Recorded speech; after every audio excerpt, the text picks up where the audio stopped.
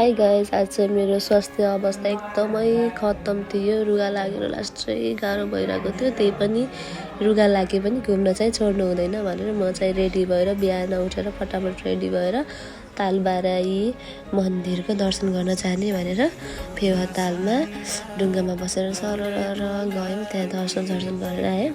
अनि त्यसपछि चाहिँ मैले चाहिँ त्यहाँ भिडियोहरू बनाउन चाहिँ भ्याएन अरू। अनि त्यसपछि रेडी भएर अर्को ट्रिप चाहिँ हाम्रो त्यो ठ्याक्कै नाम चाहिँ मलाई याद भएन, पोखराको अलि माथि छ नि आजभोलिको भाइरल ठाउँ शिवजीको ठुलो मूर्ति भएको ठाउँमा चाहिँ घुम्न जाने भनेर हामी त्यहाँदेखि निस्क्यौँ।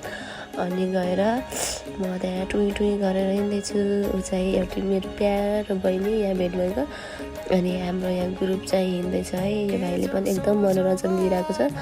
अनि त्यहाँ चाहिँ अर्को दाइले पनि। अनि यहाँ सबै हामी हिँड्दै जाँदैछौँ।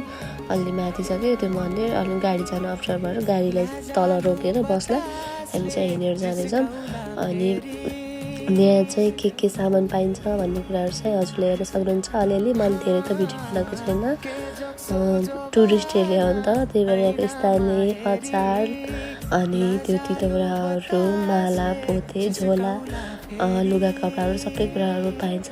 यस्तो मलाई यहाँ मनपर्ने भनेको नै ती सामानहरू हो कि जुन हेरिरहेको जस्तो लाग्छ है। कस्तो राम्रो त्यो कस्तो के ऐतिहासिक जस्तो तरिकाको चाहिँ कस्तो राम्रो लाग्छ।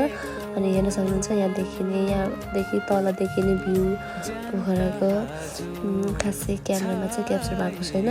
यो चाहिँ त्यहाँको प्रवेशद्वारको मन्दिरको गेटको हो। अनि त्यहाँदेखि माथि हिँडेर चाहिँ हामी गयौँ। त्यसपछि चाहिँ फाइनली हामी यहाँ गेटभन्दा माथि भित्र पुगिसक्यौँ। यहाँको दृश्य चाहिँ यस्तो छ, हेर्न सक्नुहुन्छ। यो चाहिँ एकदमै ठुलो विशाल छ क्या। हेर्नुहोस् शिवजीको मूर्ति ठुलो बनेको छ। मेरो बुढा र हेलिदा यहाँ कुराकानी गर्दैछ।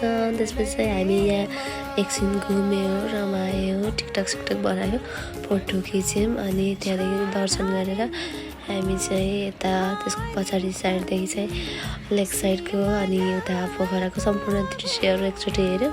वरिपरि घुमेर दर्शन गरेर एकदमै ठाउँ घुम्नको लागि एकदमै राम्रो छ गाइस।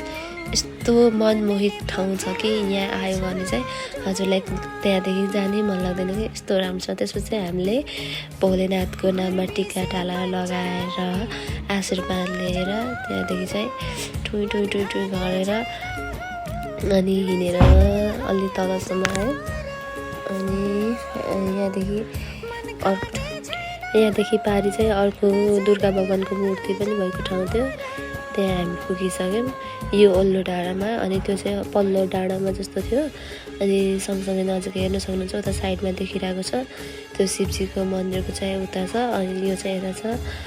अनि ल हेर्नुहोस् कस्तो राम्रो ठाउँ छ गाइज। मेरो मोबाइलको प्रब्लमले गर्दाखेरि चाहिँ मैले यसपछिको भिडियो बनाउन सकिनँ। Okay guys, by.